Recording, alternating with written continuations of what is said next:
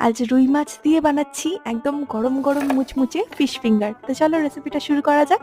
আর এটা কাতলা বা রুই যে কোনো মাছ দিয়েই করতে পারো। তো প্রথমে মাছগুলোকে একটু নুন আর হলুদ দিয়ে সিদ্ধ করে নেব। সিদ্ধ হয়ে গেলে কাঁটাটা বেছে মাছটাকে ছাড়িয়ে নেব। এবার মাছের পুরটা তৈরি করব, তার জন্য কড়াইতে তেলের মধ্যে জিরে ফোড়ন দিয়ে দেবো পেঁয়াজ কুচি, আদা রসুন বাটা, একটু কাঁচা লঙ্কা কুচি, স্বাদ মতো নুন, একটু হলুদ, লঙ্কার গুঁড়ো, একটু ধনে গুঁড়ো আর স্বাদ মতো একটু চিনি আর একটু গরম মশলার গুঁড়ো দিয়ে নাড়াচাড়া করে দিয়ে দেবো মাছটা, আর দিয়ে দেবো অল্প একটু সিদ্ধ করা আলু। তারপর সবকিছুকে মিশিয়ে নিয়ে একটু ধনেপাতা কুচি ছড়িয়ে নামিয়ে নিয়েছি। এবার পুরটাকে ঠান্ডা করে হাতের সাহায্যে ফিশ ফিঙ্গার গুলোকে গড়ে নেব। তারপর একটা বাটিতে দুটো ডিম দিয়ে তার মধ্যে একটু নুন আর একটু গোলমরিচ গুঁড়ো দিয়ে ফেটিয়ে নিয়েছি, আর এদিকে একটু ব্রেড ক্রামস নিয়ে নিয়েছি।